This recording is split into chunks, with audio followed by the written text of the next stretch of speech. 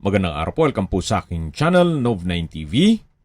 Patalasasan po, meron po ba kayong mga properties na napapabayaan or non-performing assets? Plan nyo ibenta, pero wala kayong oras pagbenta nito. Kung ito'y pagkakatiwala nyo po sa amin, tawag lang po kayo sa aking numero, usap po tayo, gawan ko po ng video for free. Yes, libre po. Wala po kayong babayaran.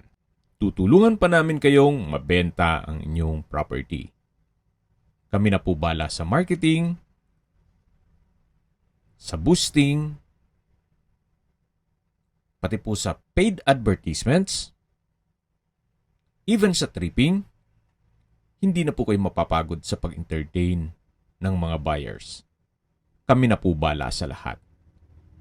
Tawag lang po kayo.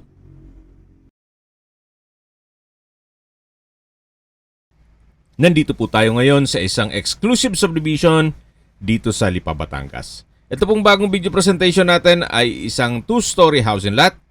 May lot area po ito na 260 square meters at may floor area na 200 square meters more or less.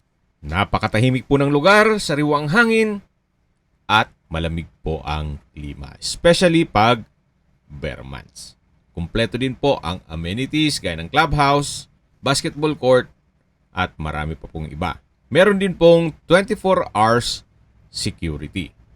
Ito pong bahay ay may 5 bedrooms, 3 toilet and bath, at 2 covered car garage. Nakabakod na po ng concrete fence at ito po yung pedestrian gate.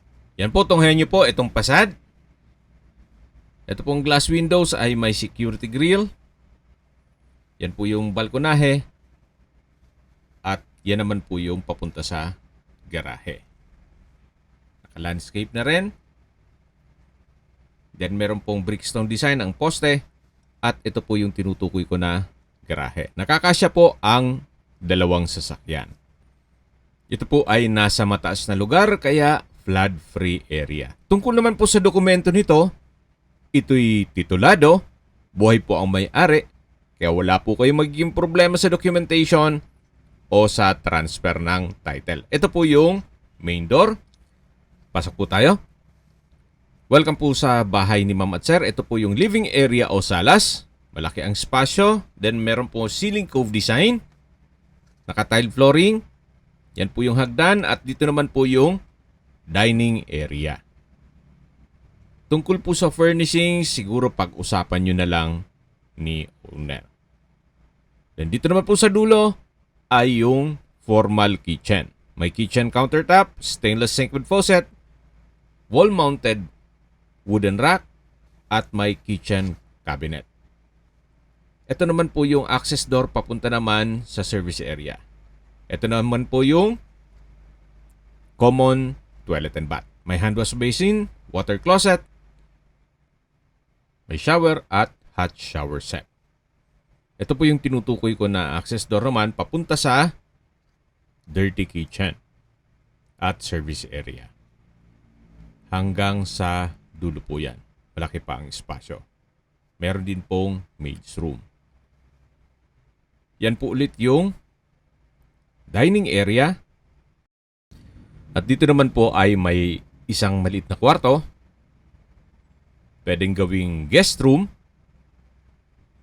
At sa dulo po nitong kwarto ay may access door na papunta naman yan sa garahe. Yan naman po yung pedestrian gate na kung saan dyan po tayo galing kanina. Yan po, tunghayin nyo po ulit itong unang kwarto. Sakto lang ang spasyo. At balik po ulit tayo dito sa loob. Yan po yung dining area, sa dulo yung formal kitchen, at yan po yung hagdan. Ito naman po yung living area o salas, sa dulo po yung main door. Meron pong secret door dito na akala mo lang ay flute type design na wall panel, pero ito po yung master bedroom. Kung meron man po kayong PWD or senior citizen sa pamilya, itong kwarto na to ang para sa kanila. May access door din po ito papunta sa dirty kitchen. Hindi nyo kailangang umikot pa dun sa may dining area. Balik po ulit tayo dito sa loob. Yan po yung access papunta sa open lanay at ito naman po yung toilet and bath dito sa master bedroom. Upon tripping, mache-check po natin yan. Yan po yung wardrobe. At balik po ulit tayo dito sa may hagdan. Yan po yung secret door. Dito naman po sa hagdan ay may understair storage. Ito yung naka wooden staircase, wooden handrail at metal railing. Meron din pong staircase window na nag-serves as natural sunlight. Samahan niyo po ako, akyat po tayo. At nandito na po tayo sa second floor. Ito po yung first bedroom. Sa spasyo, sakto lang. Sa dulo naman, meron din pong glass window with security grill. At dito naman po yung ibang kwarto. Hindi lang po natin mapasok gawa ng meron pong natutulog. Kaya nasabi ko sa inyo kanina, upon tripping, mache-check natin lahat ito. Ito po yung isa sa mga kwarto. May wardrobe, may glass windows, at maayos naman po ang pintura ng ceiling at wall. Ito naman po yung common toilet and bath. May hand wash basin, vanity mirror, water closet, hot shower set, tile bathroom wall at bathroom window. So, bababa na po tayo at habang pinagmamasdan nyo po itong property, ay pag-usapan na natin ang distance, location at travel time. Mula po sa Pure Gold at iba pang mga business establishments dito sa area ay walking distance lang po. 1.5 kilometers ang distance at ang travel time is 8 minutes. Mula naman po sa Robinsons Mall, De La Salle University at Mary Mediatrix Hospital, ang distance is 4.8 kilometers at ang travel time is 16 minutes. Yan po yung lagi kong binabagit sa inyo na dapat nyo i-consider sa paghanap ng property ay yung meron pong malapit na hospital. Hindi ko naman po sinasabing sakitin kayo. Yan naman po for emergency purpose lang naman. At mula naman po sa SM Lipa, ang distance is 3.1 kilometers at ang travel time is 12 minutes. Mula naman po sa Lipa Public Market, ang distance is 2 kilometers at ang travel time is 11 minutes.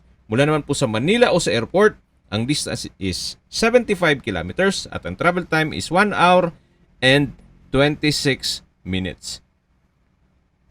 Ito po yung likod ng bahay na kung saan meron pong isang structure na ginawang stockroom.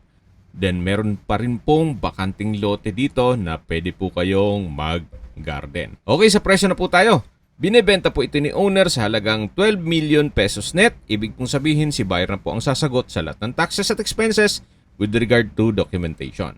Kung may mga katanungan po kayo, tawag lang po kayo sa aking numero. At sa mga kababayan naman natin nasa ibang bansa, meron po akong WhatsApp, Viber, Telegram, at Signal. Same number lang po, 0917-316-3399.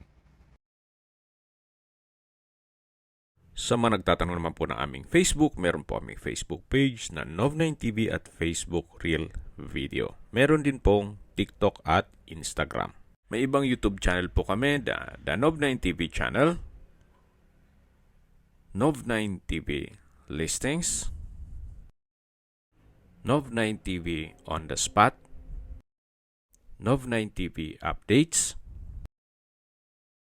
at Nov9TV House Rental. Sana po naibigyan nyo ang video presentation. Paki-like and subscribe na lang po sa aking channel para ma-update din po kayo sa aking future listings. Kung sakali po hanap nyo yung mas malaking sukat ng lupa, meron din po kami ibang listings na pwede nyong pagpilian. Huwag po kayong mag-atubiling tumawag sa amin. Then, let us know your budget para malaman namin kung anong property pwede naming ilog sa inyo. Sa lahat pong viewers, subscriber at nagtiwala po sa amin, salamat po sa suporta. Ingat po kayo lagi at yung pamilya. Maraming salamat po.